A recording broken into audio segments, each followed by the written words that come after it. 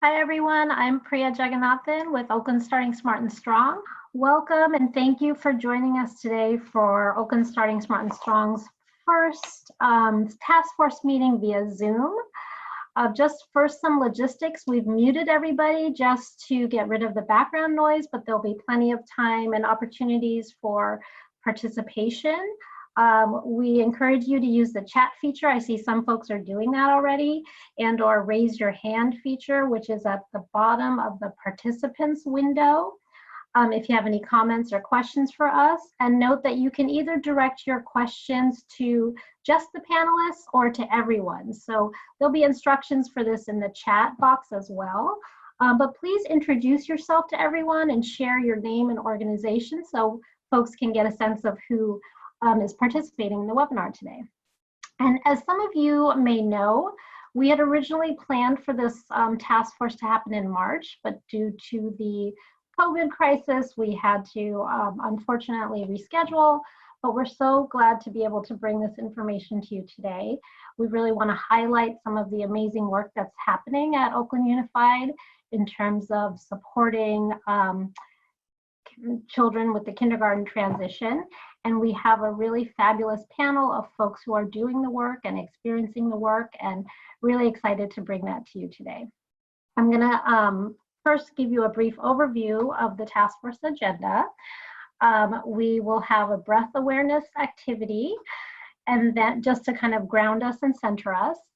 And then we'll have some brief updates on emergency childcare, as well as an update from the Director of Early Learning at OUSD, and then we'll hand it over to Maria Suho, the Kindergarten Readiness Manager at the district, who will do a presentation, and then we will have a panel discussion with folks on the ground doing the work, and there'll be plenty of time for questions and answers throughout the morning.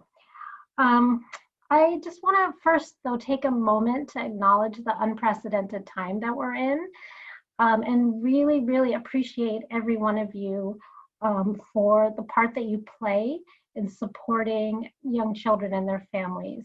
We know that this is a really difficult time for everyone, and we are discovering new ways to work together and new ways of taking care of ourselves. And we want to really support each of you in developing self-care activities for yourself to support you through this work.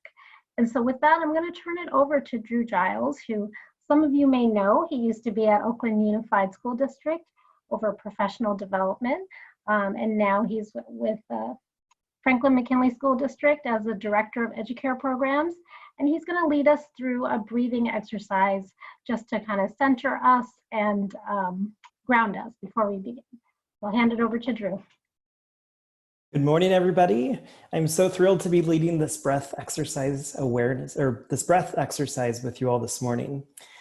Breath awareness activities are powerful tools that can have a meaningful impact in just as little as 20 seconds. So just a few simple breaths can make a significant difference.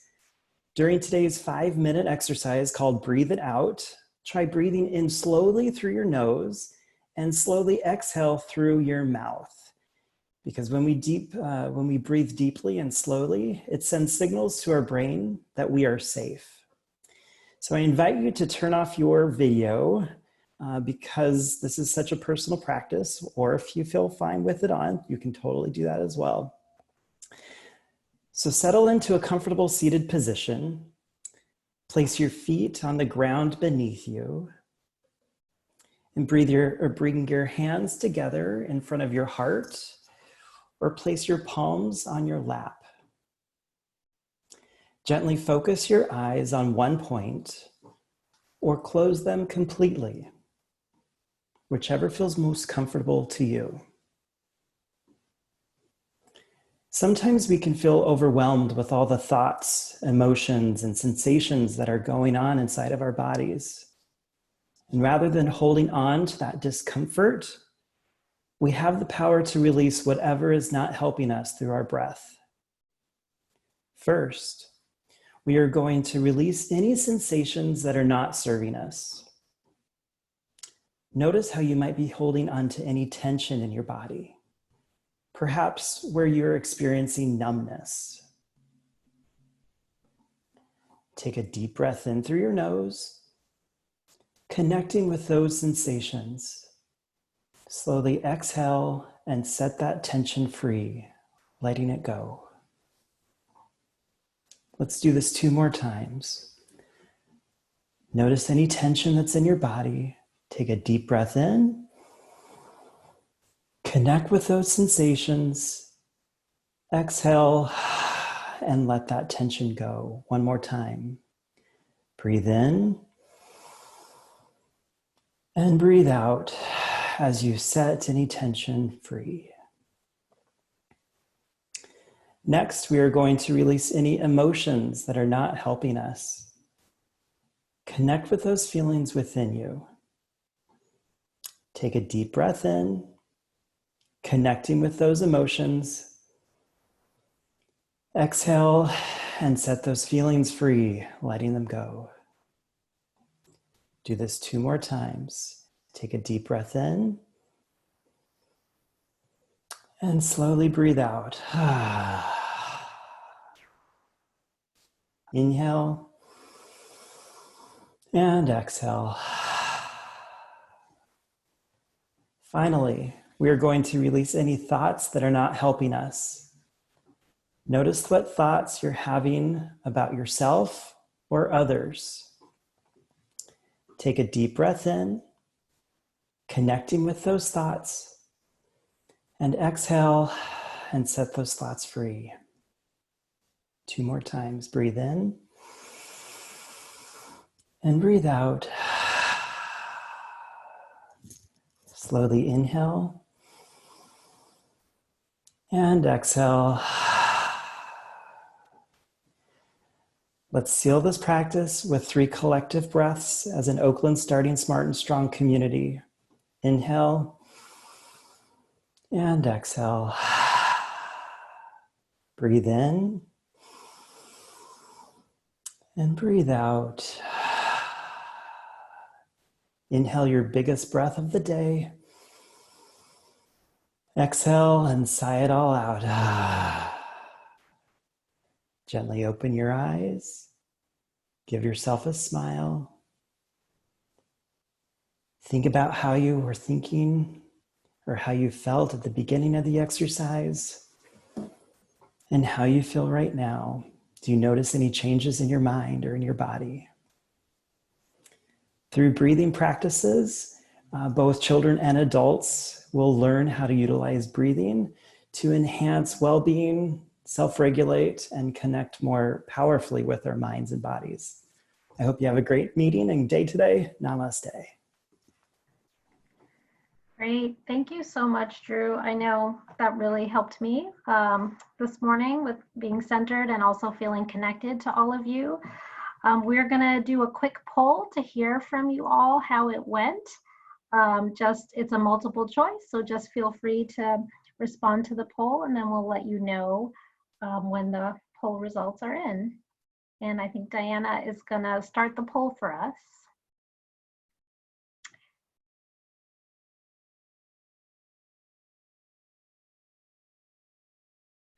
And we'll just give it a few seconds.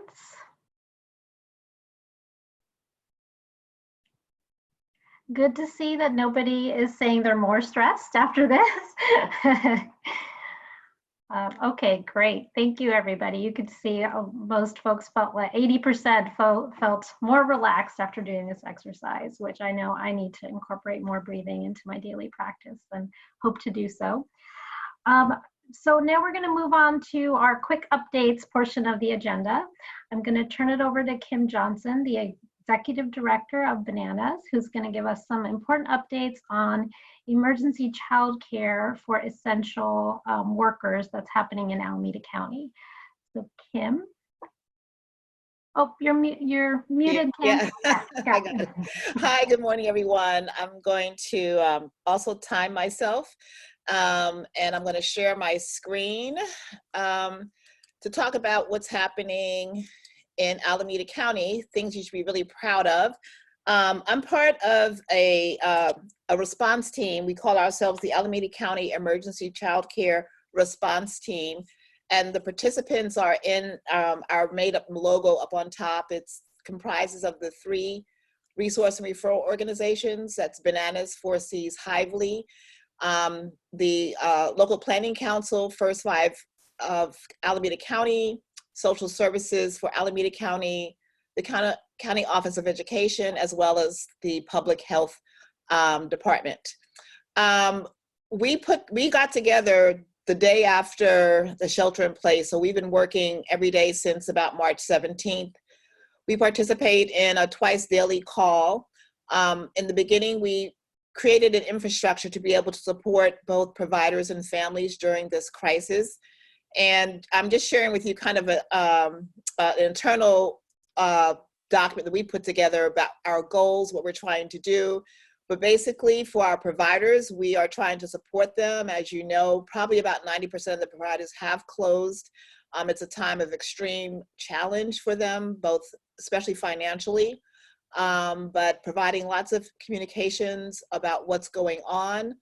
We sponsored, in addition to the webinars put on by the CDE, our group sponsored 2 webinars to talk about what's going on, especially around public health, how to keep providers safe, and answer a lot of their questions. We also did a business-oriented webinar for providers about how to access some of the financial relief that's available to them as independent business owners. As far as families, lots of communications out to them about what's going on, how families that are essential workers, and if any of you have looked at the document that's on the covid19.ca.gov website, that essential worker list is 14 pages long, single space.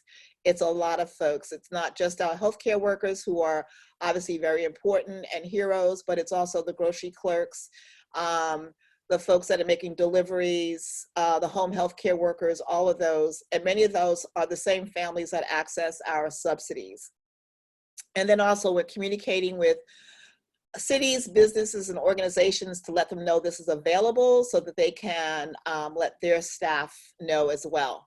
So the first thing that we did after we built this infrastructure, if you will, is we knew we couldn't do things according to the way we've always done it.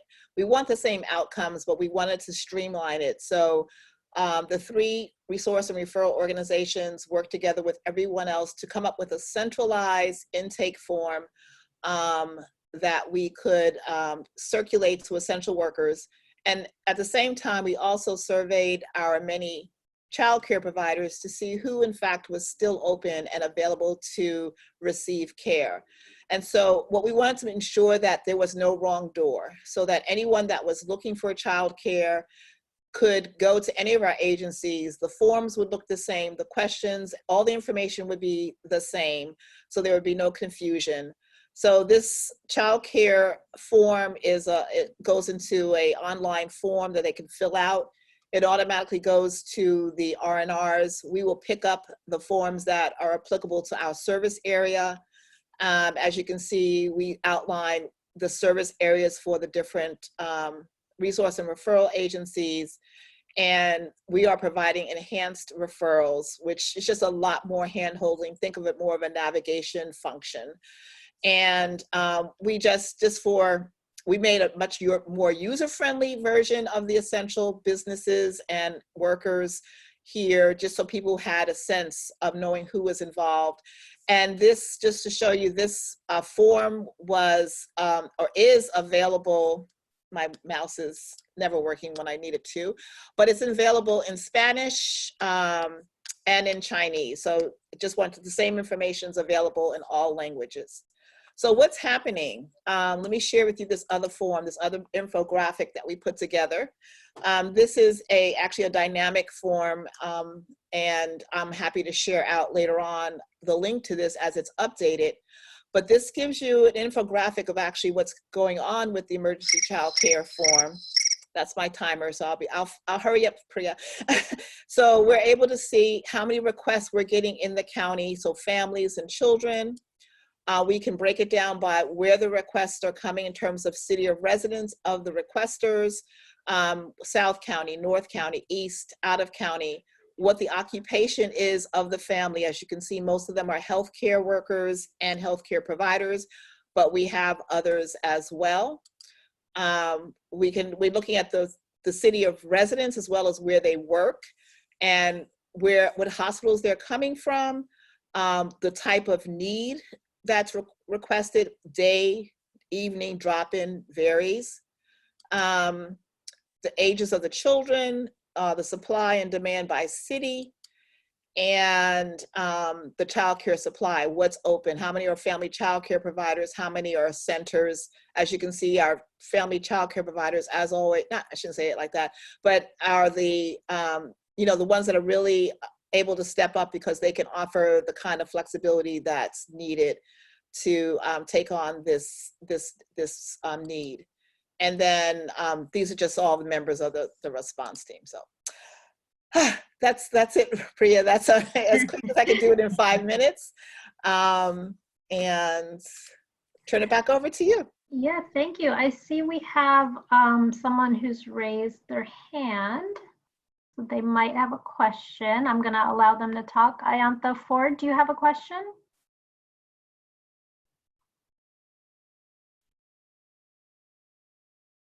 I'm trying to unmute you. You can also put it in the chat box.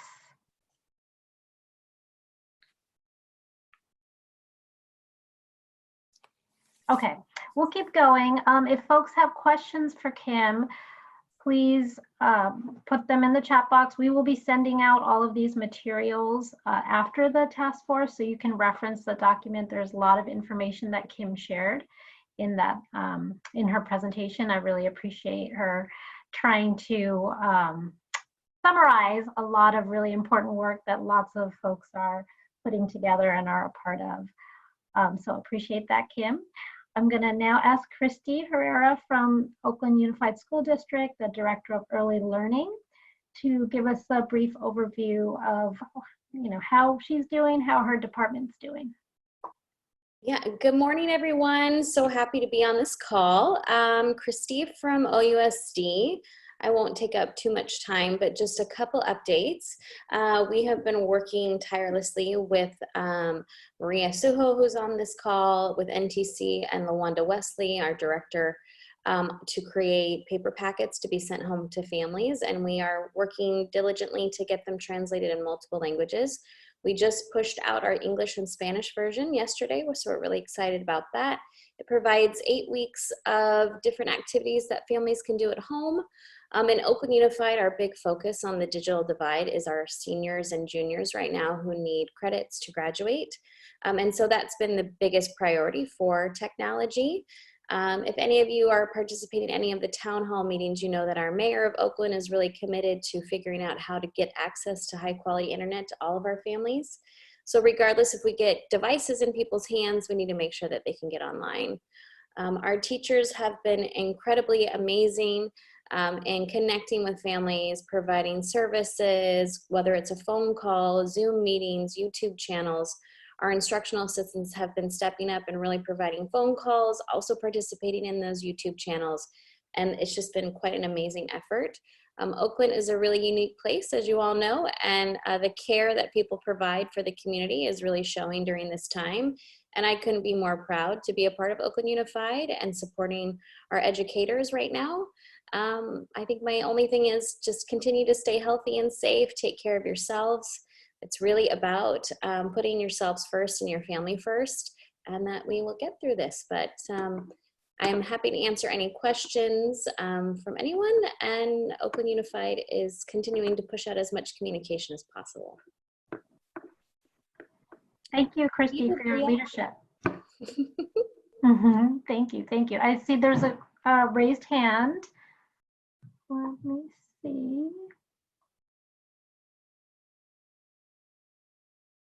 Okay, Francis, do you have a question?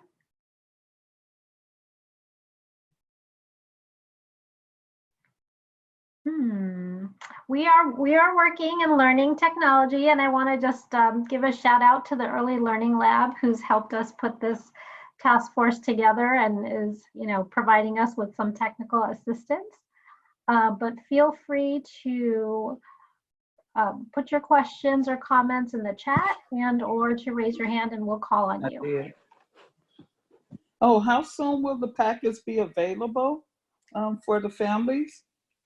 Oh, hi, it's Kristin.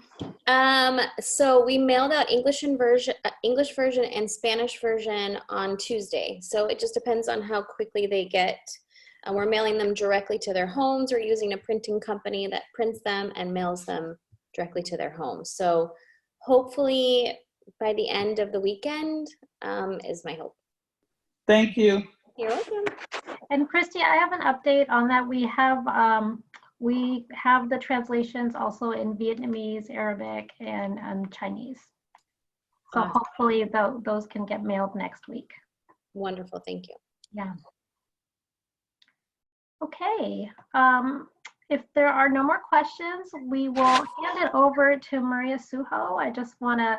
She's our fabulous kindergarten readiness manager, who will be leading a presentation with a equally fabulous panelist that she has assembled. So we have folks from the school district as well as Lotus Bloom and a parent. And I'll let Maria actually have them introduce themselves and also introduce herself a little bit more. And we'll turn it over to Maria. Thanks, Maria. Okay, can you give me a thumbs up if you can see my screen? Okay, fabulous. Hi, everybody. I'm Maria Suho, Kindergarten Readiness Program Manager with OUSD. I work pretty closely with the early childhood education team and other units within OUSD to create alignment and programming that supports our children and their youngest families in their transition to elementary school. I'm really excited to be here with you all. Today, I'm going to talk to you a little bit about our kinder transition practices and how they are led by our kinder transition teacher leaders. A little bit of what that program has looked like, how it has evolved and scaled, and currently what it looks like now as we are in the COVID-19 era, and that has prompted us to shift and pivot in the way we communicate with families. We have an awesome panel for you all that you'll hear from shortly. And also, I hope that this presentation and panel prompts you to think about how in your agencies, you might be able to take some learnings from our work or continue to work with us, and also give us some ideas on how we could also expand and work with the community, okay? So firstly, I'm just gonna go through what the goals of our kinder transition plans are. There are 3 very simple goals. Basically, number 1 is supporting the preschool transition to elementary school by helping children familiarize with their environment and routines and the important people that soon become a part of their world as they start elementary school. To inform the school community of the value of transition practices and collaboration between preschool and kindergarten teachers, the importance of that alignment between these 2 worlds that young children exist in, and also supporting preschool families in connecting at the elementary school with our community partners and learning what to expect in kindergarten. So essentially, it is about putting children and families at the center of our work. Those kinder transition practices are led and planned and coordinated by teachers, and they are based on 3 types of relationship connections, and that's child-school connections, family-school community connections, so that's like creating opportunities for preschool families to engage and get resources and build relationships at the elementary school sites, and also the kinder transition forms, which is a communication system that allows preschool teachers to communicate with kindergarten teachers as the children transition into elementary school. So the kinder transition teacher leaders lead these kinder transition practices. And so these are dyads of kinder, TK, and preschool teachers that work together to transform how schools engage young children and their families for early school success.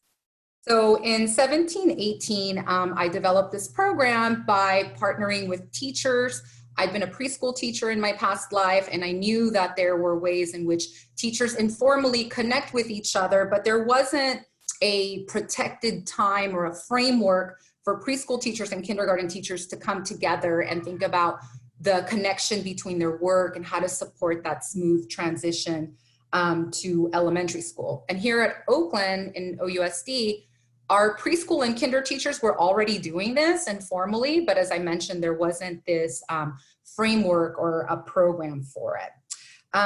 Also, the kinder transition teacher leaders are a part of a program that is grant funded by First Five, City of Oakland. Packard has supported us as well. So they receive a stipend for coming together 3 times a year with me and leading these kinder transition practices that are based on that framework that I shared with you around child, family, and school connections. And so here's a picture of our fabulous teachers working together and planning activities at their school sites. I am going to pivot to show you this data that has helped to inform our work and to think about where kinder transition teacher leaders can and are most impactful in the community. So this dashboard is going to show feeder patterns of how children move from preschool to elementary school. First, what I want to show you is that there are 3 bar graphs, 1, 2, 3, and these are for 3 different preschools. This top one is Cox CDC, which is co-located with Reach Elementary School and also a charter school. This is Centro Infantil de la Raza CDC, which is in the Fruitvale and is, it stands alone. It's not on an elementary school campus, but it's quite close to Garfield, ICS, TCN, and a charter school. And here we have Garfield State Pre-K, which is co-located with Garfield Elementary School, okay? I wanna show you up here to this key, which shows us what these colors mean down here. And so where you see blue is where our preschoolers shifted to attend kindergarten. So this would be a district school. This orange bar would show preschoolers transitioning into a charter school. If you see purple, that's children staying in preschool. And brown would be where we just are not sure where children transition to. They might have left the city of Oakland. Maria, we got a question about whether the numbers could be enlarged. They can't. Okay, we won't send it out. Yeah. Yes, I will share this slide. Yeah, I'm sorry that you can't see this super clearly. It's as good as it gets, but I will share it out with folks. So let's focus on just what these color graphs look like. So Cox CDC at Reach joined us in the school year of 17-18. And what we were noticing is that preschoolers, the majority of them, about 50%, were leaving an OUSD public school and moving on to a charter school, and about less than half were transitioning to a OUSD school, quite likely Reach. Centro Infantil de la Raza, who joined the Kinder Transition Teacher Leader Program this year, we noticed that about 30% of their children were going to a charter school. As you see here, about 50% were going to an OUSD school. And in purple, staying behind in preschool. Brown, we're not exactly sure where they're going. And mind you, when we take a look at this data, what we're thinking about is how to create connections that help children and families move along from preschool to elementary school in a way in which teachers and systems can continue to connect. Something very interesting that we see here for Garfield that I want to highlight for everybody is that Garfield is special in the sense that it's one of the largest elementary schools. It has Garfield Pre-K. Lotus Bloom has had presence there for several years, hosting and running an amazing 0 to 5 play group. Currently, they have the San Antonio Family Resource Center, which supports our 0 to 5 families, namely at the school. And what we see is that at Garfield over the years in 17-18, about 80% of the kiddos from preschool at Garfield Pre-K were transitioning into an OUSD school, quite likely Garfield Elementary School. Another dashboard shows that. And in 18-19, almost 90% of the preschoolers at Garfield were transitioning into Garfield elementary school. The implications for families and children on this is that Garfield becomes like a first 10 school, right? It's a school where children can attend for the first 10 years of their life, from a play group to preschool to elementary school. And those relationships are really vital in supporting children, families. We know that transitions and changes are hard. So it's interesting to see how this is working. And Garfield has been a part of the Kinder Transition Teacher Leader program since 1718. Before that, they were informally engaged in these transition activities. So this is some data that we use to inform how the Kinder transitions practices support families and how it can be impactful. This will make a little bit more sense as I show you what those transition practices look like. Maria, there is a question about the charts about why children stay when they stay in preschool. Is it because of their age or another reason? Quite likely it's because of their age. They might be eligible to go on to TK, but if your child is TK age eligible, they could also stay in preschool one more year. So quite likely that's why. Thanks. Mm-hmm. So now I want to show you through some awesome photographs that the Kinder Transition Teacher Leaders have shared what these practices actually look like on the ground. So around the connection from child to school, our goal, as I mentioned, is to familiarize children with the landscape, the school, and the important people that will soon become a part of their life. So here we have our Bella Vista preschoolers visiting Bella Vista Elementary School. And, you know, the preschoolers are learning that they will move on to the big school, to kindergarten or TK, but actually visiting the school site helps them conceptualize that change is to come. And as many of us know in the early childhood field, change can be challenging for kiddos, especially when they've experienced a lot of changes in their life that they're not in control of. It also helps families familiarize with the school landscape as well. Here we have a picture of our preschoolers engaging in a child-school connection.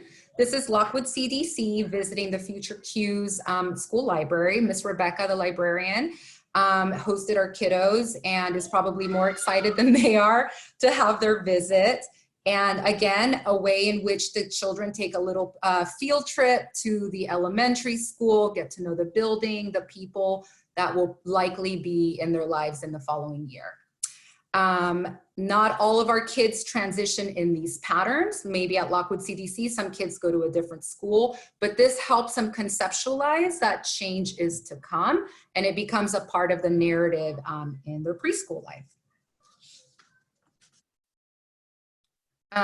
Miss Nini's preschool class at United Nations CDC paired up with Miss Lamb's TK classroom at La Escuelita for a class visit, which is a very common connection activity that our Kinder Transition Teacher Leaders engage in.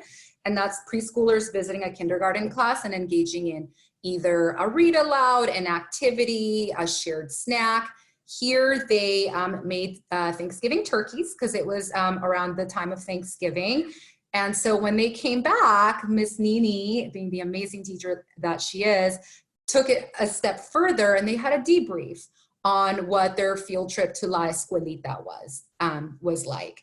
And so we'll share these slides with you and you can see some of the things that the children said, but it helps them again conceptualize what's to come. This dyad, United Nation and La Escuelita, were supposed to embark on a joint field trip, a STEM field trip to a museum. Unfortunately, we were hit with COVID-19 and that was not able to happen. But I will share shortly with you guys how we are pivoting to keep those connections. Great. I think we are going to stop for questions now. Is that right? I have at the next slide. Okay, sorry. You can stop now too if that works. No, go ahead and then we'll. Okay. So around family school connections at Reach Elementary School, which is co-located with Cox CDC. Here we have a picture. This woman in the pink pants is Miss Summerfield, the kindergarten teacher, hosting preschool families on a Kinder TK tour. That day, our community partners came together to provide preschool families with a little bit more information on the enrollment process. Plan was there, Oakland Promise, Kinder to College, to let families know of what they can expect when they go to elementary school, get direct service support in filling the application forms. And the most exciting part was that families had an opportunity to walk into a TK and a kinder classroom to see what they could expect and what it looks like. And again, to make that change and transition more real in our minds. We can stop for questions now. Great. We have Tao from City of Oakland Head Start had a few questions. So Tao, I unmuted you. Hi, Tao. Hey, Maria. How you doing? Good. Good to hear from you. Oh, thank you. Nice to see a face to the name. I heard about you, but I really need us to connect down further in the future, because I think that what you're showing is so, the data you're showing is so deep. But I also wanted to say that besides OUSD, you know, we do have other programs that I think that have a lot of children that are going to the elementary school from other preschool programs like Head Start. We do have a lot of Head Start kids that do go to different OUSD school that I think that if we can work together to, you know, deepen the data, then you will have even more stronger data of where these kids are coming from.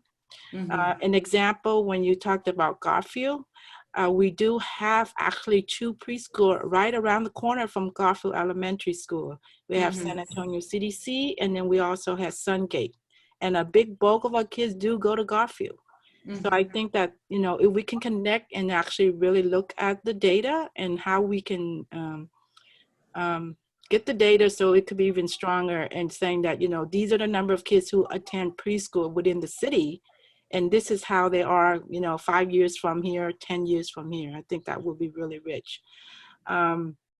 And I know we have and the individual center director at our sites do connect with the school, the local elementary school, and do what you were mentioning now, like doing the site visit, meeting the kindergarten teacher, you know, go visiting the classrooms and stuff like that. I know in the past years ago when I was a director at San Antonio Park, we actually visit Franklin Elementary School, and we actually, you know, the principal, Miss McDonald, I don't know if she's still there. I don't think she's still there, but we work closely with her where we actually have our parents still there, and they share different sessions, like how do you enroll? What do you need for your kids to enroll for the elementary classroom? We actually pair up with the elementary kindergarten student, and they pair up with our Head Start kids, and they did an activity in the classroom. So we have a lot of that going on. But I think I know that your role, and I know that there was a lot of transition between different people taking over that position. Years ago, we had we worked together with OUSD for a brochure, a panel, a booklet on transition, and I know it went through a lot, and then we was froze because staffing left and another people, you know, it took a lot of transition of staffing over OUSE. And so I want to pull back that connection. So we really want to be including these data, because a lot of our kids do go to OUSD elementary school. That's right. Thank you, Tao, for sharing that. And I think that after this presentation is over, we'll also share some dashboards that more specifically show where students that are attending kindergarten come from outside of OUSD. The one I just showed recently was OUSD to OUSD, but we do have a very interesting dashboard as well that includes that Renat from our data team created, that shows other preschools that children are coming from. And I'm really excited that Head Start is also engaging in this work, and we're engaging in it together at Brookfield and Brookfield CDC with the new co-located Head Start classroom there as well. So glad this is a timely conversation. Yes, I think we need to, and if we can, I guess, offline to connect, I think I really appreciate that, because I really want us to be stronger partners and supporting the whole community of Oakland. Absolutely. Great, thanks, Tao. I think Trisha's gonna unmute somebody else who has a question. Yes, Yolanda, I'm gonna unmute you in a moment. So Yolanda Garnett has a question about Head Start. about YMCA Head Start. Yeah. So it's a similar, it sounds like it's a similar, I'm imagining, question, but go ahead, Yolanda. Hi. It is a similar question, and most of what Teo was saying, it was what my questions were, was how could we as Head Start connect more with schools? We do the snapshot to kindergarten, but it seems like it would be more beneficial if we could have a more structured plan where we as Head Start teachers are connecting with OUSD teachers or whatever school districts children are transitioning to. And so I guess my question was, is there something like that in the works? Hi, Yolanda. There is. Hi. There is, and we recently launched our kindergarten readiness website, which I will reshare with everybody. And we have a resource page for educators where we share out our framework that we use that can give you an idea on what kinds of transition practices you might want to be engaged in or might make sense for your community, and also context for folks at OUSD. Okay, thank you. Absolutely. Great. Do we have any other questions, Tricia?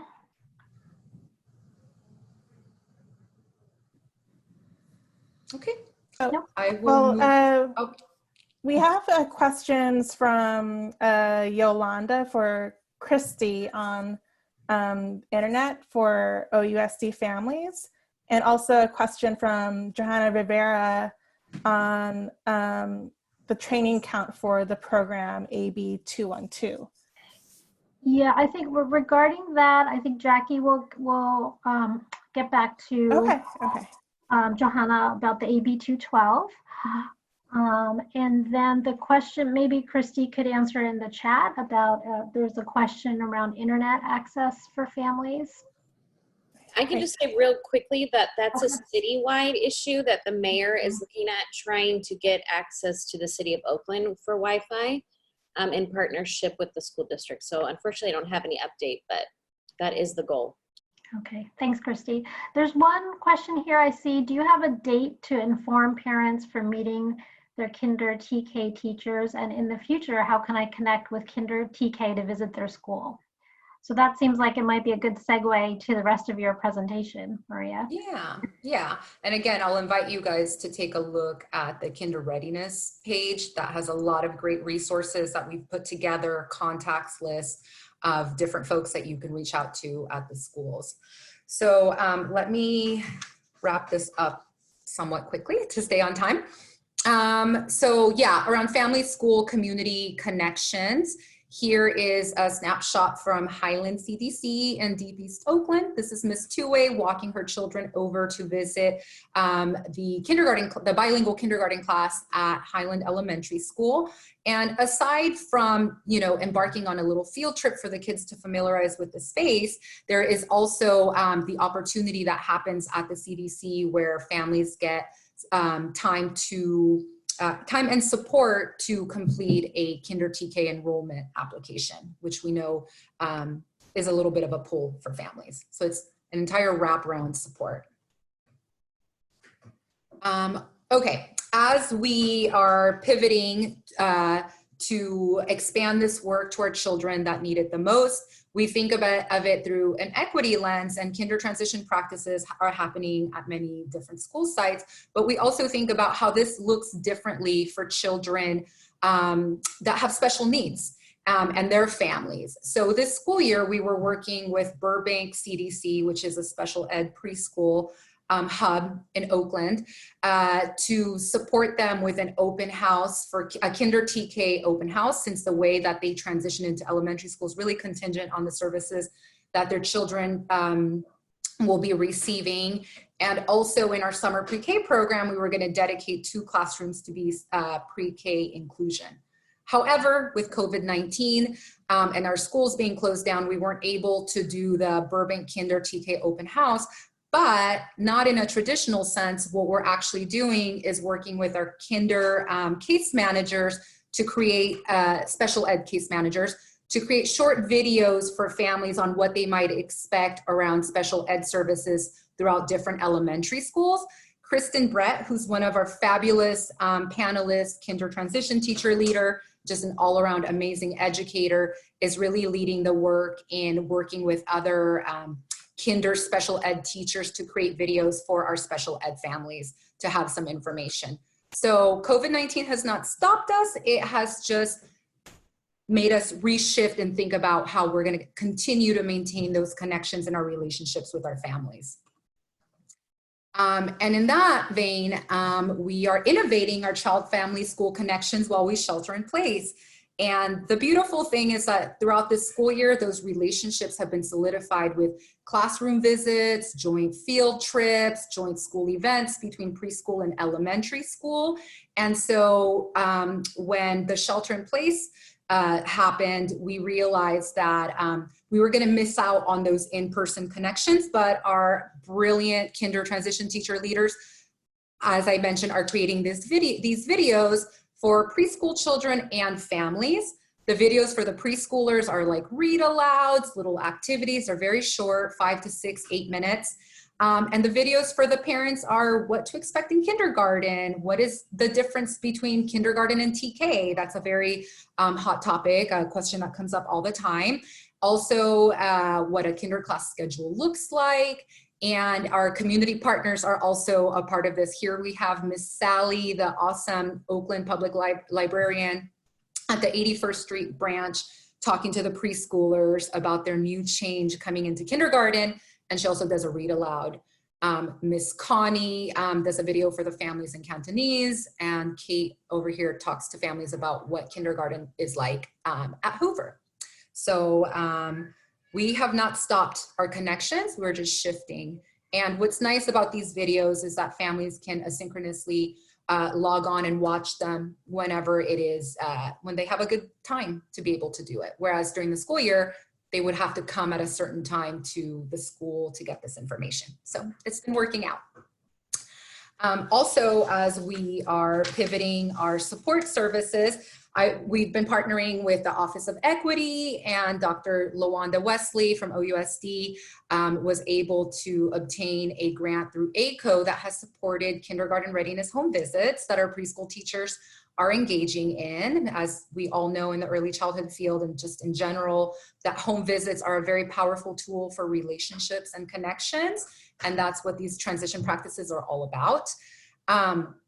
So the teachers have been embarking on home visits to build trustful relationships with their families, but also to use data from the DRDP and the Ages and Stages questionnaire to lead the conversations that they have about their children's development and their strengths. Again, COVID-19 came through and hit us, but this has not stopped this connection because our teachers are very innovative and dedicated to this work. And so these home visits are continuing through video calls, Zoom, WhatsApp, and other chats of that sort. And just to share with you guys, last year, our preschool teachers engaged in 105 home visits, which was pretty exciting to hear about. And they're back at it. Okay, and so now I just want to give you a bit of a summary of the evolution of our work in the Kinder Transition Teacher Leader Program and what it's looked like over the years.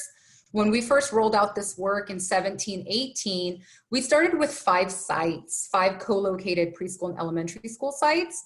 We had 9 Kinder Transition Teacher Leaders, so that's dyads of preschool and kinder teachers, that impacted 428 preschool children. In the school year of 18-19, we were able to expand to 10 school sites and touch 576 kids, 17 teachers. This school year, very exciting with the support of our grant, with the support of the Packard Foundation and Oakland Starting Strong and Smart to scale these promising practices. We were able to expand to 18 sites, which is actually more like 28 because of our preschools that are also standalones. With about 1,100 preschoolers are involved in this work and 34 kinder transition teacher leaders. And I think that a big part of the reason why we've been able to grow this way is not just because of the fiscal support to stipend teachers for this very important work. But teachers keep coming back and are pretty interested in doing this. They lead it as is relevant for their communities. There's a framework that they work from, and then they tailor that as it makes sense for their families and their children. It's work that they were engaged in informally, and they're compensated right now through the grant for their work. Our goal is that eventually it becomes an institutionalized practice that is just the way that in which our school district does business.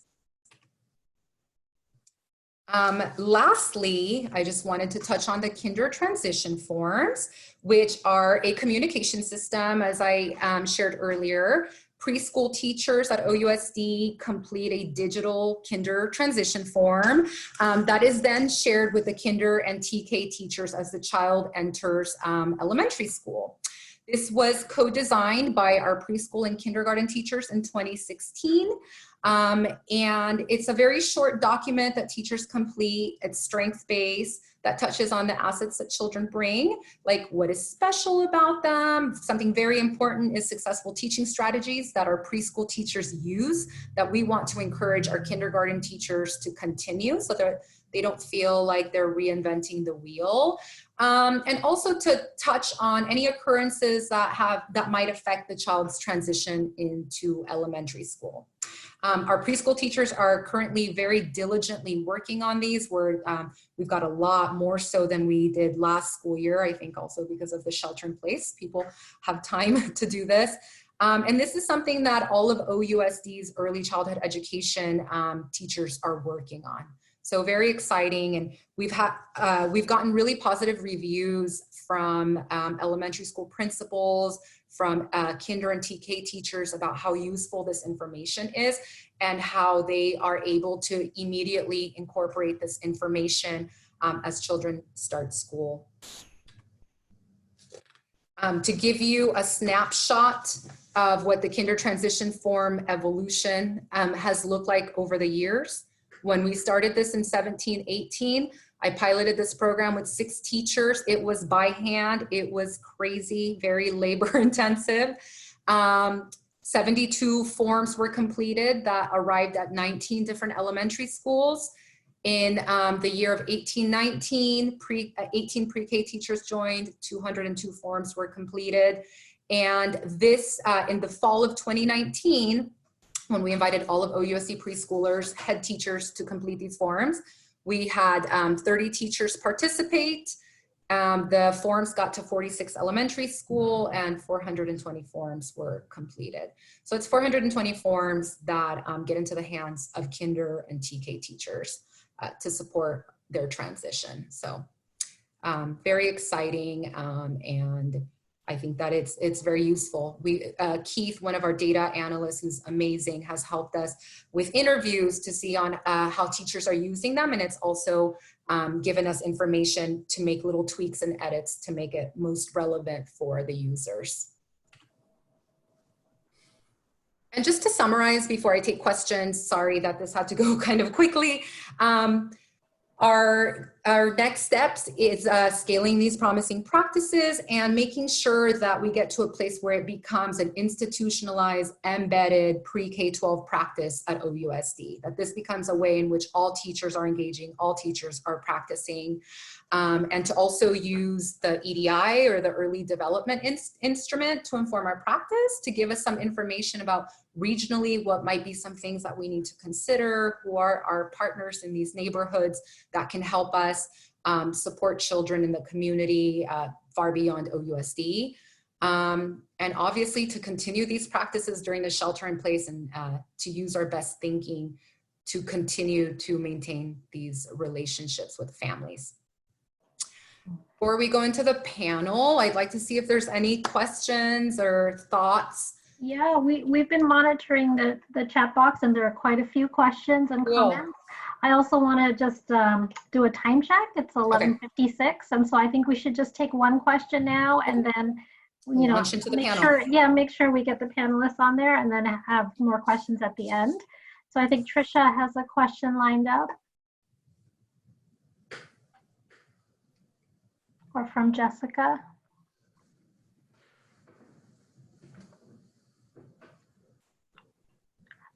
Jessica, you want to go ahead with your question?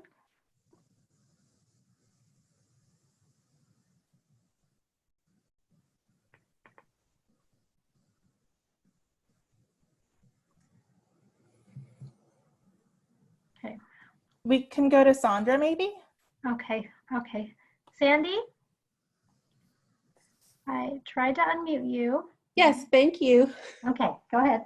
Hi, yeah, I really appreciate the framework and everything, Maria, you've presented. So my question is really geared toward the children who are not attending preschool, are not enrolled in preschool, and in the sort of current reality of this summer and COVID-19, is there any plan or resources geared toward those children who are the sort of target population for, you know, the normal summer pre-camp and some of your efforts during the year too, but the normal summer pre-K camp for kids who are not enrolled in your OUSD preschools or other preschools, I guess.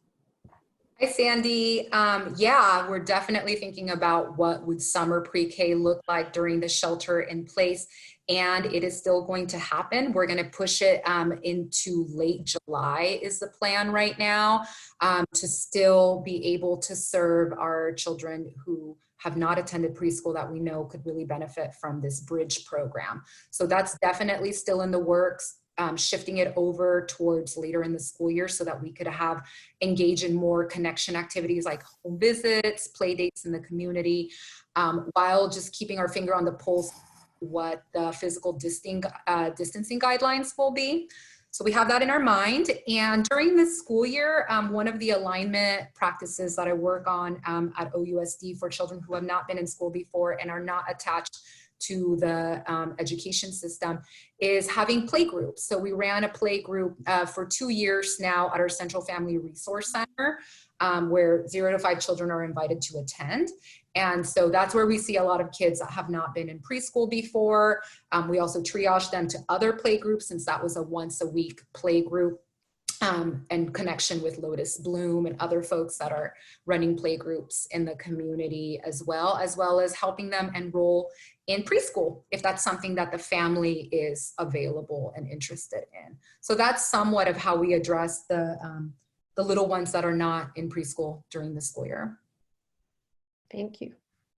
Thanks, Maria. And as I said, there are many questions and comments coming through in the chat box, and we will be summarizing them and try to get to whatever we can, but I want to make sure that we have time for the panel and the panelists. So I want you to, let's move on to that part of the agenda. Okay, great, let's do it. This is my favorite part of today's presentation, is our panel discussion. So I have a very special folks that I am engaged in this work with in the community now. I'm going to let them introduce themselves. So let's just launch into it because this is going to be very interesting. So I will let the panelists introduce themselves. So why don't we go ahead and start with Ms. Maya. Your name, something special about your community, and then we'll move on. Hello, everyone. My name is Neymiya Moore. I'm a state pre-K teacher. I've been doing this for, I would say about 20 years. So I started straight out of high school. So what's special about my family is that my mom is also a preschool teacher. I really enjoyed the fact that I get to educate young minds and see them grow and just to be a part of their lives at this special time in their lives. What's great about my community is that I was also a product of OUSD. So I've been through OUSD through preschool all the way to high school. And so now I'm actually working back in the community that I grew up in. So that's really the part that really touches me because it's the neighborhood that I grew up in. And so I'm making communities and making family structures. So that's really what I enjoy doing. Thank you, Maya. And so hello, everyone. My name is Suad Mohamed. I am a parent of 3 kids. I'm from West Oakland. my two kids went to Martin Luther King Elementary School, and they were Miss Maya's students. Something special about my family is that I wanted to say that we love helping. We do help each other's all the time, care about each other's. But I wanted to say that something that's really special about the whole family, we enjoy helping other people that are in need of help. And something about my community is that I wanted to know something special about me toward my community is I know like a big number of people that live around the community, and I have a great relationship with them. Thank you, Suad. Carla, can you join us? Yeah, hi everyone. My name is Carla Jasso. I'm the program director at San Antonio Family Resource Center located at Garfield. And something special about me and my family is that my family has been in the Fruitvale neighborhood for 40 years now.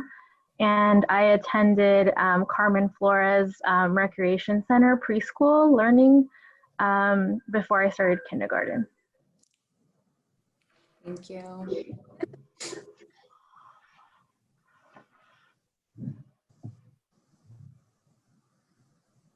Kristin, are you there? I am.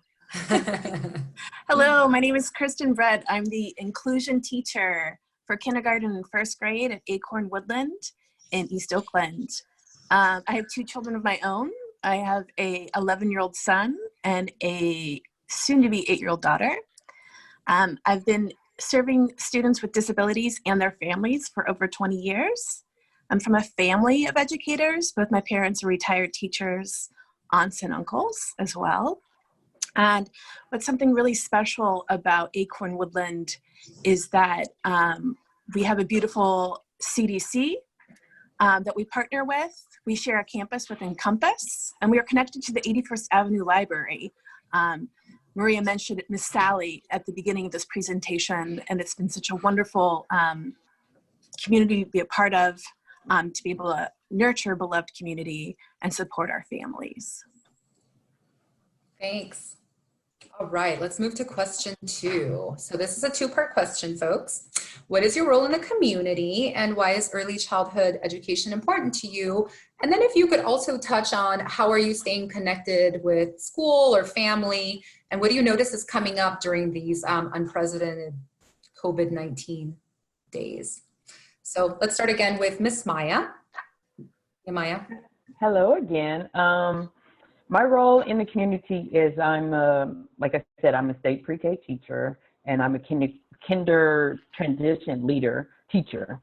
So I made connections with the families as we've been talking about, like the kindergarten readiness. So I'm preparing the kids to go over to kindergarten. I'm answering questions about different things that the parents might have. As far as kindergarten, early childhood education is very important to me because it's a way for the children to be children at the time where they get to explore. There's no right or wrong. It's just trial and error. So it's another day. So you can make a mistake and not get penalized for that mistake, and we'll learn from that mistake. So and then if they don't have the language that they need. So like I'm giving them the language, just like, oh, you might feel sad. So they're experiencing different things, and they're learning and growing at that time. So that's why it's like really important to do early education as well, because they might not have that. So like I'm giving them the tools to help them as they go to kindergarten. How I'm staying connected with my families I'm doing a lot of Zoom. Which I'm finding that it's a challenge for me. Like, and I'll let parents know. It's like, it's a challenge for me. I'm still learning as you're learning. So like we're learning together.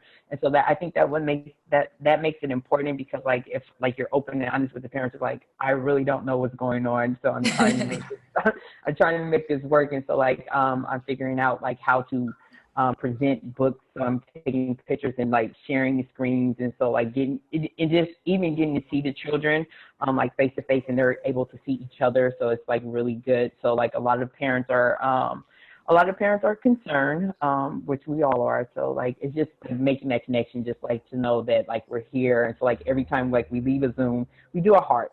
And so like every time we do a beating heart and I blow kisses. So it's just really like good just to see them and connect with them. Thank you. Suad? So before answering the question, I wanted to mention that Miss Maya is a great teacher. And she was a very sweet teacher. She was really welcoming the parents. If their kids needed, their parents needed to stay with the kids. And she's always going to be my kids' teacher. That's all I wanted to say. And, answer my question, first, my role as a mom, I'm sure it's like any other mom out there. The most important concern to us is, before anything, is our kids' health and safety. And then, of course, like providing the time they need with any school-related, like homework, maybe like staying with them a little bit in class or asking the teacher a question that they're shy to ask. Just like, try to support your kids as much as you can and help them so they can be more happier in school. In terms of my role in the community, I do a lot for the community, or I try to do my best to help people in my community. For example, like nowadays, some of the teachers reach out to me that they can reach out to the parents about, the computer they're passing for the students. Some Arabic speaker families don't speak English, so they want me to translate for them. So I offer that with nothing, in exchange. And I love helping other people. I enjoy helping others. So my kids teacher, she reached out to me if I can help at the school passing out the computers for families, translate for them, and and also helping families. Some families here reach out to me that they can reach their kids teacher to know what to do, like for the future and for the homework. So I'm doing that. And also I work with Safe Passages. Mm-hmm. And Safe Passages is doing a lot of support for families here in West Oakland, in different areas actually in Oakland. But I'm the one who's helping them reach out to families here in West Oakland. So we're doing food distribution every Thursday for families. We've done kids' diapers distribution for more than maybe 20 families. And we're also doing right now school supplies for kids. And still working on activities for kids to do at home. So we're doing pretty much a lot of work and we're busy. And what's the other question? How are you staying connected with school and families, and what do you notice that's coming up, which I think you touched on? I did touch on staying is Zoom, through texting, through emails. Yeah. Yeah. Thank you so much, Suad. Such beautiful work that you're doing in the community. Appreciate you. Carla? Sorry, I was muted. Yeah, the role in the community as the San Antonio Family Resource Center is to really provide playgroups as a learning opportunity to start the early learning, and lifelong learning. The importance of our playgroup, that's just one thing that we do, but I'm just going to focus on that, is just to build connection, confidence, social, emotional, are just the foundations of early learning. And so that's a little bit about what we do in playgroup, amongst other things. Right now, we're not able to have playgroup, and so what we've been working on is how to stay connected with the families over the phone, text, or email, really linking them to all the different resources, providing food deliveries and diaper deliveries as still direct service work that we're doing right now. What do we notice that's coming up? It's just really staying connected. A lot of parents that I have talked to is that, I thought I went to playgroup for my kid, but I actually am realizing that I miss it for myself as an adult, just that connection and talking to other parents. Wow. Yeah, that makes sense. Thank you. Kristin? Yes. So I am an inclusion teacher at Acorn Woodland Elementary. I serve students with disabilities in kindergarten and first grade. We are a full inclusion school, so we offer inclusion services in the general education classroom. That consists of a general education teacher, sometimes a paraprofessional, and myself. I also have engaged so much with Maria and the KTTL framework in supporting families in preschool, transition to kindergarten, but with a specific lens for students with disabilities. Maria and I have also engaged in some work with Teresa Lozak of Burbank Elementary and Allison Burke. She's our early childhood education program specialist for students with disabilities, and making that connection smooth for all children as they transition to kindergarten. Early education is so important to me. I think most people think of a traditional kindergarten class as being the first place for learning, but family members are the first teachers. Preschool teachers come along, transition TK teachers come along. There's lots of learning that is had before they walk into the doors of the classroom for kindergarten. And it informs my instruction, and it informs how I can best serve these students. In terms of staying connected during this unprecedented time, I really appreciate Zoom meetings, text messages, voice messages, sending videos to my students, being silly with them, letting them know that I'm for them. I think what's coming up for me, and I just want to appreciate Christy and Maria for mentioning this, is really meeting families where they're at right now and seeing what they really need, and recognizing as a teacher that home and school are very different places, and to really not normalize this experience, and let families know that you're here to support them wherever they're at in this process. Thank you. Thank you. Okay, so we're going to move on to question 3 and then pause for some questions or comments from the attendees. So question 3 for Suad and then Miss Maya. How are you involved in supporting children and families or schools around school readiness? I support the children first by, in our preschool setting, we usually get lunch, and I know it's different in like kindergarten. The children actually walk over to the cafeteria and they have to get their trays. They have to walk in. They have to maneuver where they're going to sit and make sure they get everything. So towards the end of the school year, I would say like a month before, we walk the children over to start practicing walking in a line, and we talk about different things about what's going on in the playground. What's unique about MLK, they have like a line where the children walk on. And so like, I'm like, oh, we have to make sure we're standing on the right line. And so like, they usually do an awesome job, like walking on the line, and there's a sign. And so they're actually learning too, because there's a sign that says stop. And I was like, okay, then we're going to walk all the way till we get to the stop sign. And so you might have a child that say, oh, wait, we have to stop. So they're learning to stop, and like the rules of kindergarten. So like, it's different from the rules of preschool. So I support them in that. Then I also support the families. Like if we have to, because some families aren't really sure of like what kindergarten is. And so like I talk to them, and then I say, oh, well, we have a kindergarten teacher. And I was like, so we pair them together. Like Maria said, like sometimes we go on joint field trips. So it might be, oh, that's the kindergarten teacher. That's Miss Yu, or this is Miss Daniels. And so like they get a chance to see the kindergarten class.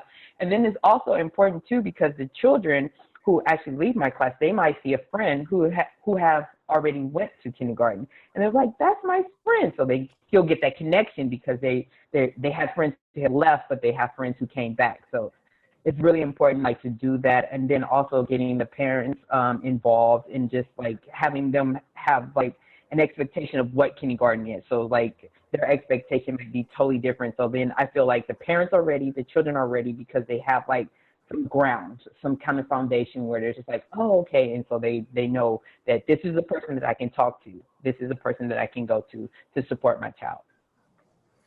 Thank you, Maya. And I just want to say that you've been leading this work before we packaged it as kinder transition teacher work. And I appreciate you so much for what you've done at MLK with the kindergarten teachers, the families, and Ms. Groves as well. Suad, do you want to share? Yes. Just from question 2 about how important is early education, I just wanted to say that early education is really important to me. Just from my personal experience and having my 2 kids go to Miss Maya's class to preschool, they learned a lot before going to kinder. So the most important thing as a mom I see is they learn how to sit, how to focus to the teachers, how to wash their hands before meals. Early education is very important because we know it's like we're preparing them for their future. For question number 3, I'm involved in supporting my kids to be ready for kindergarten is just like by talking to them. So I always like talking to them, giving them information, preparing them, like to tell them, you know, what to expect for the next school year. And always assure them that, hey, I'm there for you. You're gonna have like more homework, maybe longer hours at school, but hey, I live close to the school. I'm always gonna be there for you. I'm always, if you want me to stay a little bit in class with you, I'm willing to. So just always assure the kids that you'll be there.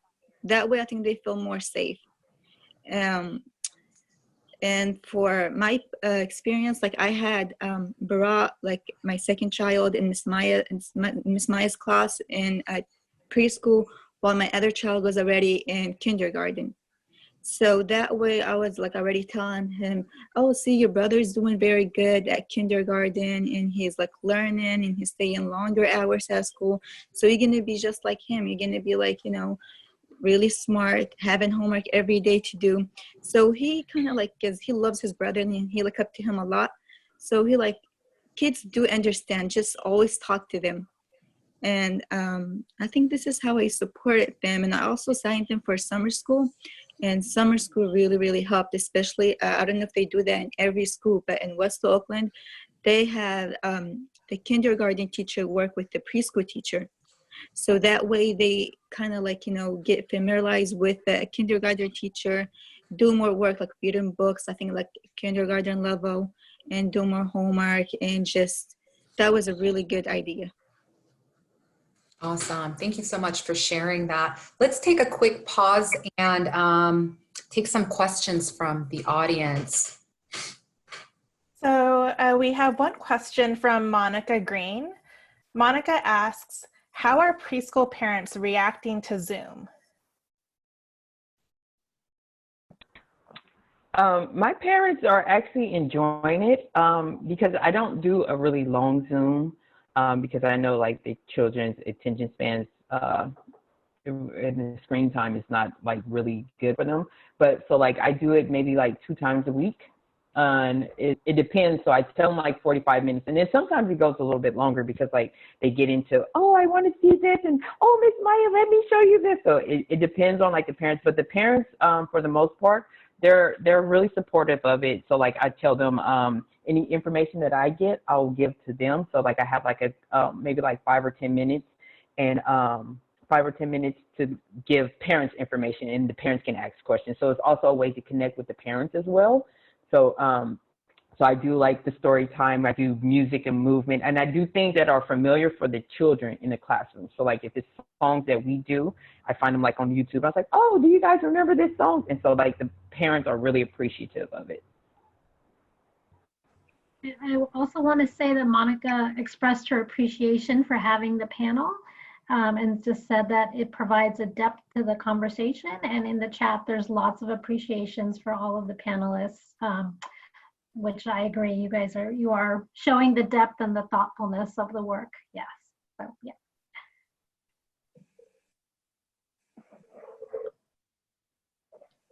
Okay. I think. Should we do one more question and then go back into one more panel discussion? Yeah, Yeah, I think you could go ahead and go into the panel discussion, and then we'll Okay. do questions at the end. Great. Okay, for the interest of time, panelists, I'm going to throw you a curve ball, and we're going to skip number 4 and go into number 5. So I'll start with Carla. Carla, can you share how you think that relationships play a role in supporting children and families transition into elementary school? Yeah, I'm gonna talk from like the playgroup lens around, because in playgroup, the parents are with their children, and they're experiencing the classroom, you know, and in a different, maybe a different way, because the adults connect with the adults and the children connect with the children, but there's also like the parents have an opportunity to connect with their child and other children. And so when we have playgroup, we also do workshops on different topics like potty training, ages and stages questionnaire, housing. Those are just some examples. And we also do a lot of family support around enrolling the families into preschool CDCs. We really meet families where they're at and whatever they're deciding to do as their next step after playgroup. We just support them in navigating that. And so, you know, seeing that relationship from the playgroup to Miss Frida and Ms. V's class at Garfield, and then going into TK and kindergarten and connecting also with the TK and kindergarten teachers at Garfield, and seeing some of the students in kindergarten and being there doing parent-teacher conferences and translating. It's that continued support of being there for your child the best way that you can. As I see, like, that's how I see playgroup playing like a very pivotal role in the transition. Yeah, very important role. Great, thank you. Kristin? Relationships are everything. I'm going to say that again for emphasis. They're everything. As a special education teacher, I get lots of information on children. We get it through ARIES. We get it through the individual education plan. And that gives me a lot of information. And it tells me some things about kids. What it doesn't tell me is what those preschool teachers and those TK teachers and their family members know about their child. Do they like trucks? Do they like blocks? What's their favorite color? Do they have a hard time working with lots of kids?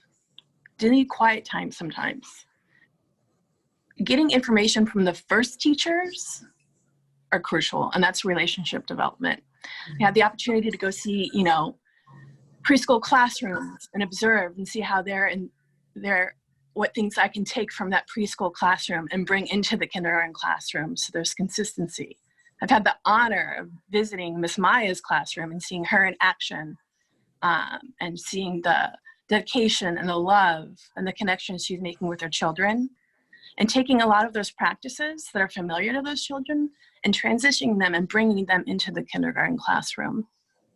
Parent surveys, parent interviews, meeting with parents, attending IEP meetings with preschool families and TK families, so they have a name to the face. So I'm not just Kristin Brett, IEP case manager. I'm someone they know, and I'm no longer a stranger. Thank you, Kristin. Maya? Miss Maya? Yes, I agree with Kristin. So a lot of it is like the relationships, because sometimes like you can't build anything unless it's a relationship, and the relationship is the foundation. So like it's where you find where you might find that you might have a difficult conversation with this parent about what's going on with their child, and if you don't have that relationship, it makes it harder. So just building like a relationship, and like for me, like sometimes like I get information, like I call it waves. So it depends on like how deep the relationship is. You might get like one wave, and then like when you get deeper into the relationship, then you get another wave, and it starts to like explain like the child's behavior or what's going on with the family, and then like they feel open open to talk to you. So a lot of it is that like even still like with this work, it's still like basically like handing off the relationship to a kindergarten teacher and just like, oh yeah, you can trust them, but they still have to build that trust, because I had like some parents come back like, I'm like, well, you need to talk to your kindergarten teacher. So they still feel comfortable with me. But I was like, yeah, so like I'm encouraging them, you need to talk to your kindergarten teacher. And then like once you have that relationship with the parent, the child feels comfortable. They're like, oh, this is someone that my mommy and daddy trust. This is someone that they feel safe around and I can feel safe around. So it's really important like to build those relationships to where everything kind of goes in hand. Like I said, it's the foundation of like all of the work that we do. That's right. A transference of relationships, right? Between families and teachers. Okay, Suad, you have 1 minute. Don't worry, my answer is relationships. Relationships between the parent, the school, the teachers play a huge role in supporting the kids. And that's very important because we can be able to help our kids if they're behind with anything, and have like a great connection between the school, the teacher, and maybe be on the same page and help them work it out if they're behind anything. And Miss Maya was always a great teacher, as I said before. She was like sometimes if I drop off my child and I'm like he's not in a good mood and I'm like a little bit worried about him, later on she sent me a picture of him and say, look at him, he's doing great now, and it makes my. So that's a great relationship between the parents, the teacher, and really good connection. Thank you, Suad. And I just want to add really quickly that these relationships between parents, teachers, and families are so important, but even on school sites with our community partners, like Miss Sally at the 81st Street Library has been a supporter of this work, our mental health consultants from JFCS, and a lot of other people that are actually attendees today have contributed to this work. So thank you to everybody, and let's take some questions. Well, it's we have 2 minutes left to the webinar. I think one question that I wanted to highlight that didn't get answered from earlier was from Vince Chang from First Five, asking if you need parental permission to complete and share the forms with kindergarten TK teachers. Thank you, Vince. And so, yes, we use positive consent. So families have, for the last few years that we've done it, have been informed that this is a new OUSD practice, and families that decide not to participate in it opt out of it. And those are the forms that are not completed. Great. And then we're getting a lot of questions and comments and requests for copies of the form, a copy of the recording of the webinar, the PowerPoint and materials, and just want to let everybody know we will be sending out the recording as well as any of the attachments, and we will also be making sure that we go through the chat and we've answered all of your questions. I know there's lots of questions about how to link OUSD to other system partners, and we will be talking about that, and as Maria mentioned, and having follow-up meetings and conversations. I want to just, with our last minute, just express deep, deep appreciation for our panelists. And you really, as Monica said, you really brought the depth to the work and really made it come alive. And we can't express our appreciation enough for all that you do. And thank you for working with this new Zoom format. I think we're all learning, and I really like the exchange of information on chat and appreciate everybody for participating and attending. And it's 12:30, and unfortunately the time flew by and we'll have to go. And yes, we will all give our hearts to all of you. Thank you so much.